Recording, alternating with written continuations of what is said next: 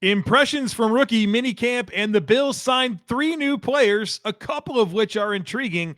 I'm sharing my thoughts on all of that today on Locked On Bills. You are Locked On Bills, your daily Buffalo Bills podcast. Part of the Locked On Podcast Network, your team every day.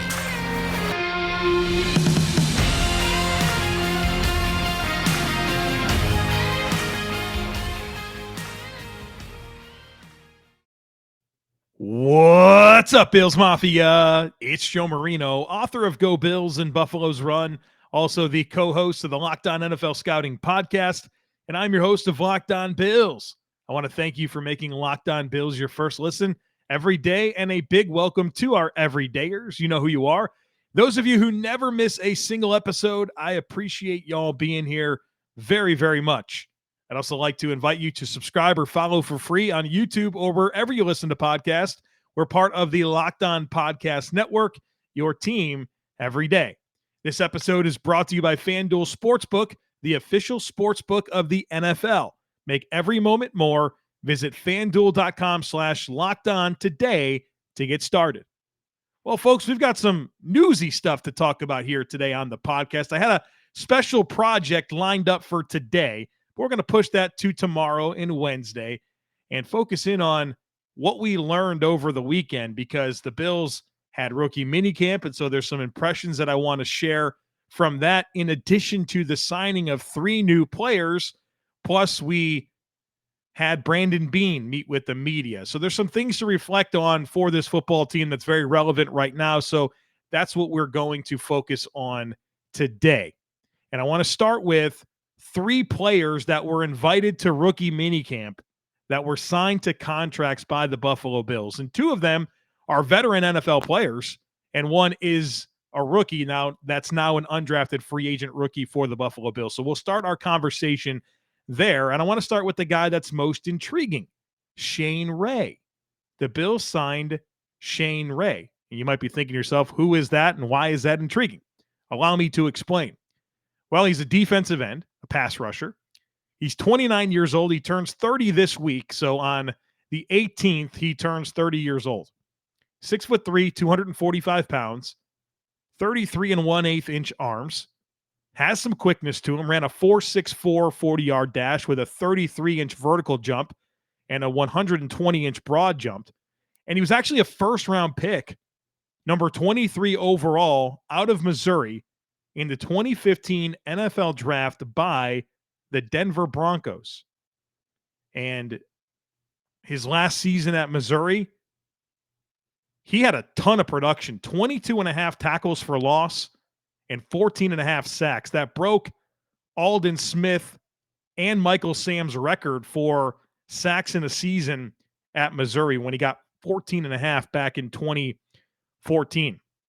That season, he was an All-American, a consensus All-American, the SEC Defensive Player of the Year. And there was a lot of belief that he would be a top 10 NFL draft pick.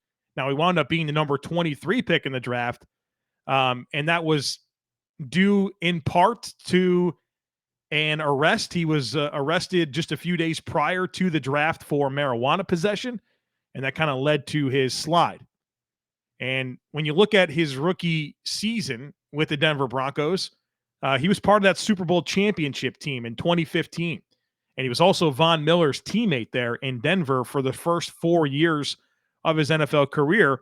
And if you go back to that 2015 season, like I mentioned, they won the Super Bowl. So he's a Super Bowl champion, and they beat the Carolina Panthers, of course, who had Sean McDermott as the defensive coordinator, Brandon Beane as the assistant general manager, plenty of other coaches, Al Holcomb, if I'm not mistaken, Eric Washington, Mike Shula, all on that staff from the Carolina Panthers. And, of course, Shane Ray was part of the reason they lost the Super Bowl. He had a forced fumble in the game to go with a couple of tackles. And so in that rookie season, he had 4 sacks. He played 35% of the defensive snaps. And then his second season in the NFL, he took a big-time step forward. Started 6 games, was on the field for 58% of Denver's defensive snaps. He collected 8 sacks. It looked like he was on his way to fulfilling the promise of being a first-round pick. But after that, injuries really became an issue for Shane Ray. In 2017, his third season, the dude had 3 different wrist surgeries and was limited to just 8 games that season. Fast forward another year, and he had another wrist surgery in 2018, and he was limited to only 253 defensive snaps. And so after a promising start to his tenure with the Denver Broncos, obviously the last 2 years, it was just wrist injury and wrist surgery galore, and he really was never able to really build off of that. So in 2019, he spends the entire offseason with the Baltimore Ravens and was released just prior to the start of the season, and then he didn't play any more football in 2019 or 2020. He then signs with the Toronto Argonauts of the CFL in 2021. He played there for 2 seasons. And last year, 2022, he had a pretty good year, 6 sacks, 2 forced fumbles in 13 games. And Toronto actually won the Grey Cup, which is like the Super Bowl of the CFL, in 2022. But Shane Ray didn't get a chance to play in that game because he had a torn bicep. And now he got a tryout with the Bills, and he signed a 1-year contract, and now he's in the mix. The Bills added him into this defensive end mix. And I'll admit to you, I have a little bit of excitement over this. I'm not sitting here counting on anything, but to me, it's a reasonable swing at the bat. Now, we've talked about the Bills adding a veteran defensive end at some point here, and I was hoping for like Justin Houston or Melvin Ingram or Carlos Dunlap or Leonard Floyd. But at least this player is intriguing. He's certainly not one of those guys that has had recent success in the NFL. I mean, it's fair to point out that the guy hasn't really done anything in the NFL since 2016. And so it'd be unlikely that all of a sudden he comes in and is a meaningful player, but I think there's a reasonable chance of that happening.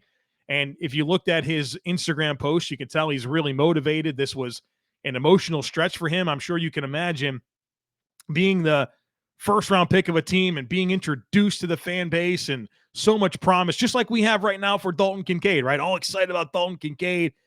You're excited about what he can mean for the offense. You know, they were looking at this guy as a complimentary player to Von Miller back in the, mid-2010s, and, wrist injuries really derailed the thing for him. And, it's been a rough sled for him, right? He tried to get on with the Ravens, couple years without football, a couple years in the CFL. Now he's got a chance to go back to the NFL with the Bills and see what he can do. And as I've said 1,000 times now, I'm expecting Von Miller to start the season on the PUP list. And so Shane Ray's path to a roster spot, if he has anything left in the tank, isn't that crazy. I mean, the Bills have this mix of Von Miller, right? Again, kind of put him off to the side because I don't think he really counts right now.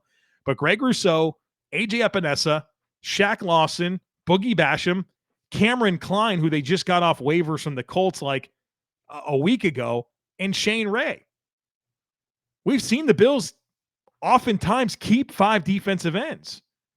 And so if they keep 5, all he's got to do is beat out Cameron Klein, and he's on this roster. If they keep 4, he's got to beat out Shaq Lawson / Boogie Basham to make this roster.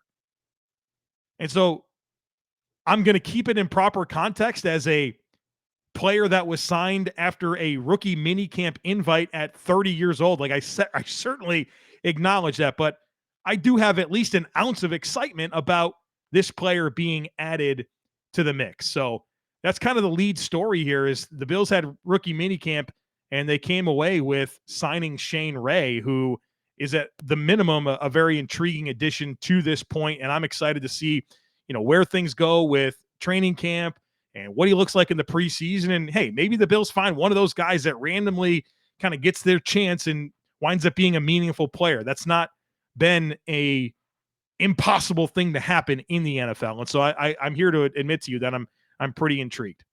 All right, so the Bills added a linebacker in Trayvon Howard, another running back that I want to get to in just a moment. Of course, my impressions from what we learned from rookie minicamp. But first, I do need to tell you about FanDuel.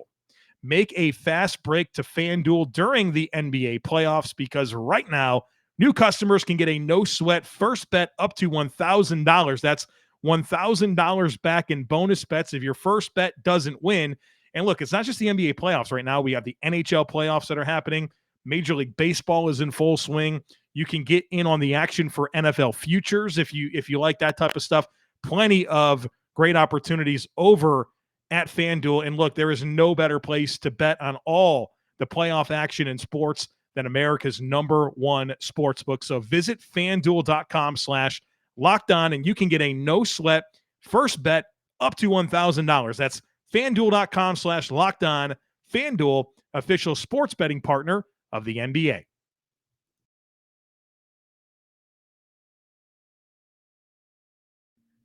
All right, let's shift gears to the other players that the Bills signed. We'll get into Trayvon Howard next, who is 27 years old. He actually just turned 27 like last week on May 10th. He's 5'11", 220 pounds, and he's an athletic guy. Ran a 4.56 40-yard dash with a 35.5-inch vertical jump, 10'4" broad jump, an RAS score of an 8.11, and that is influenced a lot by his size. In fact, when he actually ran those numbers, he was coming out of TCU, and he was like 5'11", 211. And so he's added some weight, now that he's in the NFL, and he actually made a conversion from safety to linebacker. We'll get into that now. So he was a 7th-round pick in 2018 by the LA Rams out of TCU. And then from 2019 to 2022 with the Rams, he played in 29 games. He had 2 starts for the Rams, very famous for the game-clinching interception in 2021, the NFC Championship game against the 49ers that sent the Rams to the Super Bowl. Trayvon Howard made that play. And yes, he's another former teammate of Von Miller. So Shane Ray had 4 years with Von Miller in Denver, and then Trayvon Howard, at least that half a season that Von was with the Rams in LA. He only played in 1 game last season, though. He had a groin injury that really kind of limited his opportunity, but has been a 4-phase special teamer, an excellent 4-phase special teamer for the Rams. At TCU, he started his career at safety, and then he switched to linebacker, and he was crazy productive for like 3 seasons at linebacker, like tons of tackles, tons of splash plays and production, a lot of good coverage metrics as well when it comes to Trayvon Howard. And to me, he's an intriguing addition at this point in the process. We talked about this when we did the 53-man roster projection recently on the podcast, that the Bills needed another linebacker. They had 7 guys competing for 6 spots. I think the Bills are going to roster 6 linebackers, and they only had 7 guys for those 6 spots. And so I figured another player would be added at some point. It's now happened in Trayvon Howard. And so now you have this mix of Matt Milano, Terrell Bernard, Tyrell Dotson, Tyler Medikevich, I already said Tyrell Dotson, Balin Spector, A.J. Klein, and now Trayvon Howard. You got 8 players competing for those 6 spots. And so the Bills needed to get another body here. And at least you get one that's got some coverage upside, that has special teams experience, that's been in the league for a little bit, has some athleticism. I think it's a very worthwhile addition here to add that additional player to the mix. Last player to talk about here is Isaiah Bowser. The Bills signed him after a rookie minicamp invite. He's now an undrafted free agent out of UCF. He's 23 years old. He turns 24 in July. 6 foot, 220-pound running back. Very athletic. Had an RAS score of 8.88. So that's very good. And he actually attended a rookie minicamp with the Baltimore Ravens before the Buffalo Bills, and the Bills offered him a contract, and now he's part of this mix. Bowser, he started his college career at Northwestern. Then he transferred to UCF. He spent the last 2 seasons at UCF, and he's got a lot of touchdowns. He had 16 rushing touchdowns in 2022 this past season, and the year before that he had 9. So he's really excelled with some short yardage goal line carries. And for his college career, he's not been that productive, but the touchdowns are pretty crazy. He has 32 rushing touchdowns, but otherwise he has 698 carries for 2,786 yards across like 5 seasons. So never like a feature guy, but kind of that downhill short yardage player. Only averaged 4 yards per carry. I'm sure some of that's limited by a lot of that being short yardage opportunities to carry the football. Kind of disappointed to see that he only averaged 2.54 yards after catch per rush. You look for that to be a little bit bigger, but again, maybe that speaks to a lot of those short yardage carries and not necessarily having a ton of real estate to work with. And, just another player for the Bills here that the Bills needed to add based on numbers. We talked about this as well during the 53-man roster projection that, they're probably going to keep 4 running backs. That does not include Reggie Gilliam. So you're looking at James Cook, Damian Harris, Nyheim Hines, Latavius Murray as the leading candidates for those 4 roster spots. And then you have 2 undrafted free agents now in Jordan Mims, who we've already talked about out of Fresno State, and Isaiah Bowser out of UCF now in the mix. So those guys, Bowser and Mims, you're going to see them run the football a ton in preseason, I'm sure of it, because the Bills have, pretty I wouldn't call reliable, but a group of backs that you don't really want to give too much work to in preseason with some of those veterans there, especially Harris, Latavius Murray, Nyheim Hines, James Cook. I mean, maybe a little bit of run in the preseason, but not much. And so those guys are going to carry the rock quite a bit, and they'll get a chance to showcase themselves, and you're probably going to stash at least one of them on your practice squad. So 2 reasonably interesting backs for the Bills to work with when it comes to that lens of get us through the preseason, stash you on the practice squad, and, have a chance to come up through the pipeline, keeping in mind that, like we talked about, Damian Harris and Latavius Murray, 1-year players, and both of those players, Jordan Mims and Isaiah Bowser, are both bigger bodied guys that, hey, if they really prove themselves, they'll have a real chance to be potentially the Bills' 3rd or 4th running back in 2024. Let's now move into talking about some of the notable comments and takeaways from the rookie minicamp. And if you're like me, when the rookie minicamp started on Friday, you've been glued to social media. You want to get every picture, right? You want to see all these new Bills players that they added. You want to see pictures of them. You want to see video of them doing their thing in Bills uniforms. Certainly paying attention to all the beat reporters in attendance at rookie minicamp and trying to, kind of piece together every bit of information possible to come away with the right takeaways. And of course, a big shout out to Matt Perino of Syracuse.com. He posted an observation column that everybody should read over at Syracuse.com, as well as the Shout podcast. Check that out with Ryan Talbot. They do a great job of breaking things down. So, Matt's got firsthand information, and he's one of my go-to sources for practice recaps. And so want to share some of the things that he shared, as well as just, hey, I was glued to social media all weekend trying to, get as much information as possible. So want to share some of my thoughts from that. I want to start with Dalton Kincaid, Bill's 1st-round pick, obviously. In all of the commentary and all the videos that we were able to see, the route running is really good. And that's not a surprise. We knew that. If you watched him at Utah, you knew he was a really, really good route runner.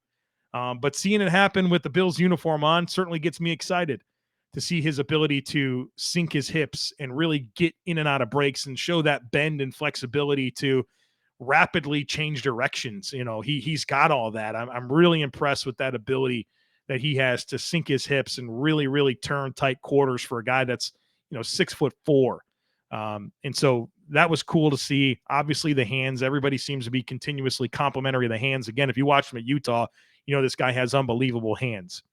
It was interesting listening to him talk, knowing that it was his first action in a long time. He had that back injury. He hasn't played a game since December 2nd. He hasn't practiced in 6 months. He's talked about kind of shaking off some of that rust. But I've really enjoyed listening to Dalton Kincaid ever since he was drafted by the Bills.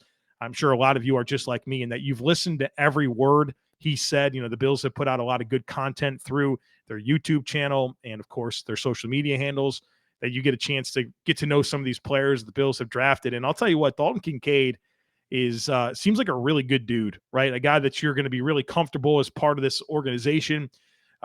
Seems like he's very even keeled, happy dude, good charismatic guy that, he's not going to sit there and just talk and give you too much information, but just good mannerisms. You can tell he's a good dude. And I like the way that he talks and the way that he's interacted and the way that he's answered the questions given to him about everything to this point, reflecting on the process of getting drafted by the Bills to what's been happening since then.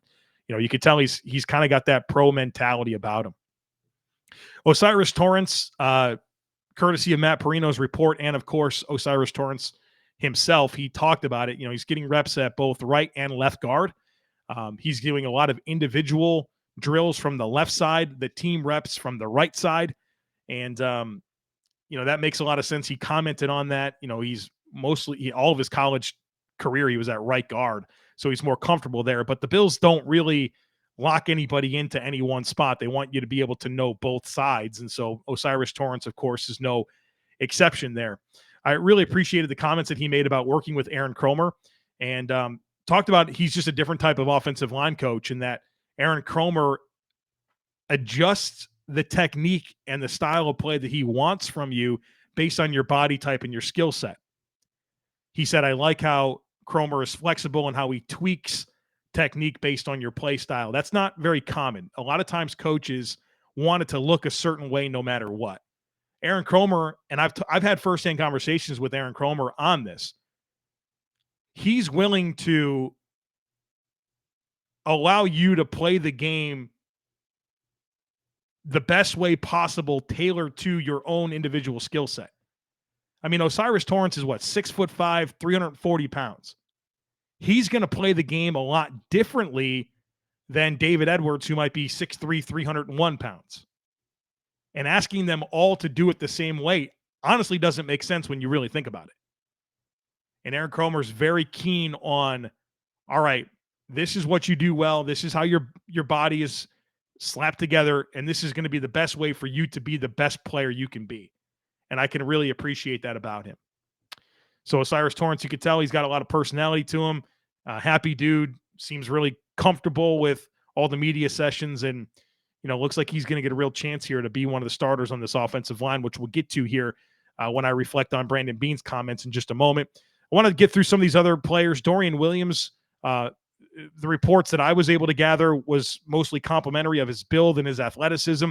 Obviously, it's hard for a linebacker in non-full contact work to really pop, but he is slapped together really well. He is athletic, and so it's good to see those things show up. And that type of commentary says to me that he's going out there, he's playing fast, he's running around, and that's what you want to hear. Justin Shorter, the Bills' 5th-round pick wide receiver from Florida. You can see there's a lot of hype for him right now based on that body type, that physique. We knew this, right? I mean, we knew he was a big dude, 6'4", 220-something pounds. Has a lot of muscular definition. Brandon Beane called him a pretty-looking dude and was kind of like just pointing at the frame. I mean, yeah, this guy's a transformer, right? I mean, he's an alien at the position with the way he's built together, and so he's going to certainly look the part, right? that's all true. And Brandon Beane actually called him a good 4th down player, and referring to his special teams pedigree, which is really important. That's been a big part of our conversations on this podcast about Justin Shorter. It's not just the size and the physicality and the speed that he brings to the table. It's that as a depth player for you, that he can help you on special teams, and he did that at Florida, right? He was a gunner and a jammer, and he'll get that same opportunity, I'm sure of it, with the Buffalo Bills. One last comment here on the rookie minicamp takeaways. Again, this is courtesy of Matt Perino talking about Nick Broeker, Bill's 7th-round pick. One of the appeals with Nick Broeker is that he can play potentially all 5 spots. I think he's best suited to play on the interior, kind of a get you out of a game if you have to at tackle. But his skill set really translates best to me on the interior, particularly at left guard. But one thing that we've known about Nick Broeker is that whether it's at the Senior Bowl or going back to his time at Ole Miss, he spent time snapping. And so there's a belief that he can play some center, even though he's never done it in a game. But Matt Perino did report that there were some snap issues throughout the session on Friday.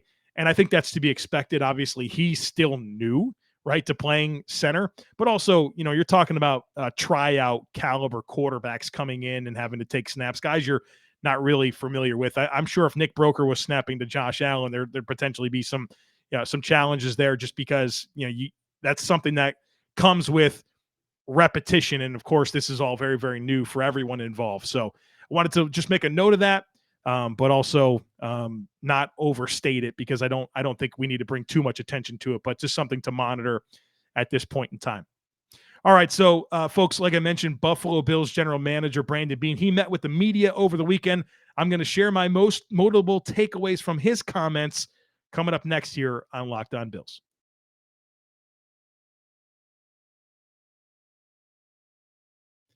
All right, let's close things out by reflecting on what I thought were the most interesting things that Brandon Beane said during his media session over the weekend. And then I want to tease what's coming tomorrow and Wednesday on the podcast because I'm very, very excited about it. So Brandon Beane, I want to get into just a few things that he mentioned. First, on the path that led him to Shane Ray, right? We talked about him in the opening segment.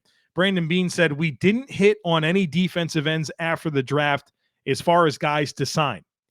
And he mentioned we're excited to get Cameron Klein, who they claimed off waivers from Indy. And he just simply called it, hey, we're kicking the tires on Shane Ray. So I think is a good way to put it. But it also does kind of lean into what I've been talking about in that this team needs to add something meaningful at defensive end. And looks like between signing Cameron Klein off waivers from the Colts, who's a young player in the league out of South Dakota, played, not a ton of snaps for the Colts, but some of their people have some nice things to say about him. He's a player we'll obviously, be monitoring throughout this next several months. But him and Shane Ray are the two new additions here to the group. Otherwise, it's the exact same guys as last year. But kicking the tires on Shane Ray is how Brandon Beane referred to it. I thought this was a fun question that he was asked. Beane was asked, when the NFL schedule comes out, what's the first thing you look for? And Brandon Beane said, week one. He wants to know, who do we play in week one? When do we play our division teams? And then when do we go to Miami? And he was excited to see that was later in the year. And then, of course, he's interested in the bye week. But, folks, for as much as we talk about the Chiefs and the Bengals, and we should, it's still about the Jets, Patriots, and Dolphins. You got to win your division. And Brandon Beane is never lost for mentioning that. He also talked about the bye week. Remember, we talked about this. The Bills opted not to take the bye week after the London game. Instead, they get it in week 13. And he said that they chose to decline the bye after the London game because it was so early in the season. That would mean a week 6 bye week. And so because it was so early in the season, the Bills requested a home game on either side of the London trip, and they actually got both. They got a home game before the London game and a home game after the London game. And Brandon Beane did say if the London game was mid-season or later, they would have taken the bye after. But those circumstances didn't really line up, and so they got a home game on both sides of the bye. On the signing of Poona Ford, Brandon Beane said they stayed interested in him throughout the process, said they couldn't get him to initially agree to the contract that they could give him, but they stayed connected through the draft. They got it done, called him a really good run defense player, and at a minimum, a strong pocket pusher against the pass. He said he helps you get to third downs by stopping the run. On the competition at guard, he said, look, it's going to be a competition between now and the start of the season. He said, we've got some guys between Osiris Torrence, Ryan Bates. They paid Connor McGovern. They brought in David Edwards, Ike Bucker. He said, we like our depth. We've made no promises to anybody. And even said, look, it's very much like the cornerback situation last year where they threw some bodies at it, was his quote. They said they threw some bodies at it with Dane Jackson and Kyrie Elam and Christian Benford. And even throughout the course of the season, they played different guys. And so I know there's been some good herd mentality questions about the Bills potentially rotating some of these guards, and it could happen. The Bills are going to be really tasked with figuring out the right two guards to play, next to Mitch Morse. And they got options. They really do. Now, look, they're paying Connor McGovern starter money. I think he's your left guard. And I think it's really coming down to the right guard situation between Torrence, Ryan Bates, and David Edwards, honestly. And I think David Edwards is an NFL starter. So I could talk myself into any one of them. But the reality is we could see all three of them, and the Bills will try to just figure out who the right guy is to play with consistency. I would not be surprised at all. They've rotated at non-typically rotating positions, and I think we could see that this year at right guard. On Brandon Beane's, he was asked about his impressions of Dalton Kincaid to this point. He said, he's steady Eddie. No matter if he makes a great catch or he drops one, he's just even-keeled, and he's on to the next play. He's coming in, working just like he's an undrafted kid. He said he's soaking it in. He's working. He keeps his mouth shut, head down, and eyes up. So they got a guy that's ready to come in here and work and earn everything, and interested to see how he acclimates to everything and at what point he just becomes one of the guys, just a focal point of this football team, because he should be. I've been through this. I'm expecting a lot from Dalton Kincaid, and there's certainly a grace period, right? There's an onboarding process, but as this season moves along, and especially next year, I'm expecting him to be a 100 target a year guy for this offense. And so it's nice to kind of get to know him right now. And I like his mindset because this guy has a chance to be a big time factor for this football team. All right, folks, that's it for today. But I do want to talk about what we're doing tomorrow and Wednesday on the podcast. This is going to be our third annual roundtable of who the 10 most important players to the future of the Buffalo Bills are. And if this is going to be your first time listening to it, you're in for a treat. I have a panel of 11 different Bills podcasters and content creators, and we all have worked together over the last week to determine our consensus top 10 players to the future of the Buffalo Bills. And all 11 of us put together a ballot. I averaged all the scores together, and so we have a consensus 10. And over the next 2 days, tomorrow we're going to go through the list of the top 10. And so we'll reveal them player by player, and I'll have a different member of the panel kind of come in and do that. And then I have some follow-up questions because, while it is a consensus, there's a lot of different opinions. I think there was something near 20 different players that received top 10 votes. And so just kind of asking some follow-up questions to the panel as well. That's going to be on Wednesday. And so make sure you come back and listen to those episodes. They're very, very good. But also in anticipation of that, be thinking to yourself, and maybe even do it for yourself. Write down your list of who you think the top 10 most important players are to the future of the Buffalo Bills. And go ahead and do that now. And then it'll be fun to compare your list to the consensus list that comes out tomorrow on the podcast. And I think you'll gain an appreciation for just how challenging it is. Like I mentioned, this is the third year that we've done this, but everybody on the panel will tell you that this was easily the most difficult year to kind of settle in on 10. And then even from there, settle in on the right order. So that'd be cool if you did that now, or at some point, between now and when you listen to that episode, make your own list and then listen to what we come up with. And then we can compare and carry on some good discourse based on the way that you see it and the way that the panel saw it. So that's coming your way Tuesday and Wednesday here on the podcast. My plan is Thursday will be herd mentality. So a lot of good stuff here coming up for you in the coming days on Locked On Bills. So make sure that you're subscribed. We'd love it if you took a second to rate, review, and share the podcast. Have a great rest of your day. Go Bills. And I look forward to catching up with you again tomorrow.